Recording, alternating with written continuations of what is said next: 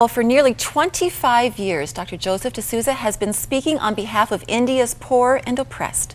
His book, Dalit, Freedom, Now and Forever, The Epic Struggle for Dalit Emancipation, has become an international bestseller. His many achievements include the fact that he is the international president of the Dalit Freedom Network, whose mission is to empower the Dalits in their quest for human dignity, economic development, and social and spiritual freedom. Thank you, Dr. D'Souza, for joining us today on Full Circle. Thank you, and I'm happy to be here, Anne. Hero mine. Sorry, we are thrilled to have you. Now, to start off, I just want you to please give us a definition of what a Dalit is in the Indian culture. First of all, the word Dalit itself means broken, crushed, totally smashed. It's a word that the outcast and the untouchables have given themselves. And these outcasts and untouchables and the criminal tribes were given that position through a notion of creation. And here we're looking at some Dalit. Where you know, by birth they were consigned outside of the caste system, not connected to the body of God, but less than full human beings, often compared to animals. Definitely on national television in 2002, a vice president of the World Hindu Federation said that the life of a Dalit is not as valuable as the life of a cow. And out of the there are four castes within the caste system coming out of the god Brahma. And Dalits, because of sins in a past life, are not born from the body of God, so they are outcasts, untouchables, and what that means is in real life they have no rights, absolutely no rights. They have no social rights, they have no spiritual rights, they have no economic rights, etc. Now modern day India, through constitution and law, has tried to redress that in terms of law and legislation, and there's a lot of that there. But as group after group after group which is campaigning is saying, yes, the laws are there, but the implementation is not there because society still treats them as untouchables. May I just clarify that it's understood that they were not created by God? They were not created by God, means they didn't come out of the body of God. To be a real human being, you have to come from some part of the body of God. They were outside of the body of God because of karma in a past life. And it's worth, I was just going to say, it's worth mentioning that the Dalit community makes up a quarter of India's population. Absolutely. They are classified into scheduled caste, who are 180 million, and then scheduled tribes, which are another 70 million. They're above 250 million people, and that is nearly more than 1/4 of the population of India today. And so masses of people whom we run into all over in India. And the sad reality of India is that 60 years after independence, according to a report, 80% of villages in India not only practice untouchability, they enforce intouchability. They enforce it. But how can you, because it sounds like it's a systemic, it's a culture issue. I mean, the United Nations Manifesto is against this, right, as far as slavery. You said the India Constitution says the designation of Dalits is illegal. But so how, if these bigger, organizations and even government are saying it's wrong, how come the people aren't saying, okay, we adhere to this, we'll change this? 80% aren't changing.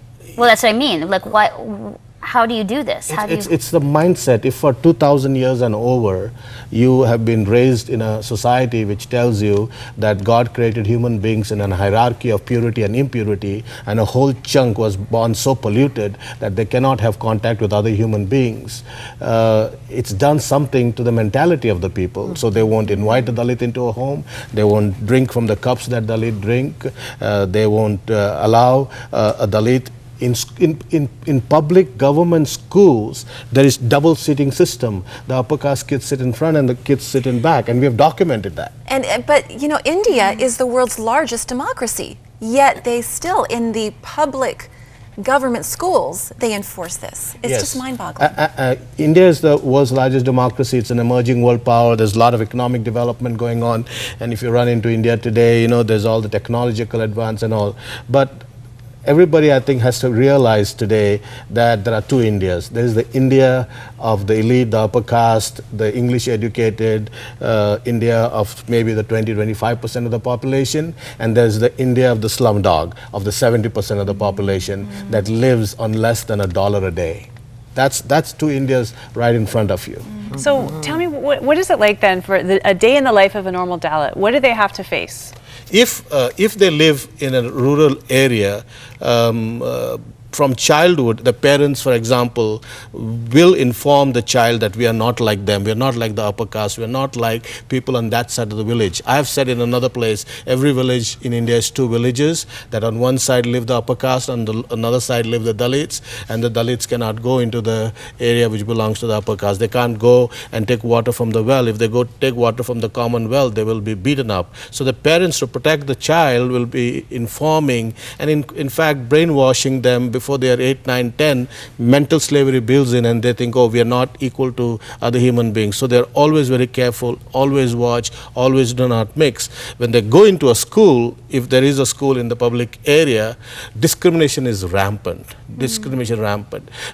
We have covered a situation in Gujarat public school where Dalit girls in a school tell on camera that, you know, we are in school, but every day when we come, we have to go and clean the toilets. And these are small girls, 7, 8, 9 years old. We clean all of the toilets in the thing. None of the upper caste ever will come to the toilet. We are forced by teachers to do it because we are scavengers. That's our profession. That's what we were born into as Dalits. They don't is get the paid movie, for it. It's They just don't get paid for it. It's exploitation. What they do. So was the movie then Slumdog Millionaire a realistic sort of portrayal of what a Dalit would live like for many of the people that have seen the Slumdog Millionaire movie? Yeah, the Slumdog Millionaire is the best thing that happened to the Dalit movement because it's given us tremendous exposure globally. In fact, people now go to our website and actually ask to sponsor a kid just after seeing Slumdog Millionaire and no other comment from anybody else. And so it shows the plight of the Dalit children.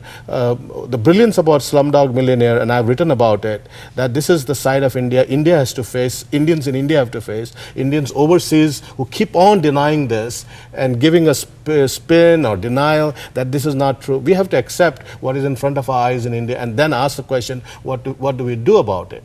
And the focus of Slumdog Millionaire is the issue of children and what is being done in the name of trafficking, beggary, and everything to the children of India. Now, Dr. D'Souza, you fell in love with a Dalit Yes, I did. and married her. I married her, and that was the best thing I did in my life. Now, you were upper caste. I remember? was.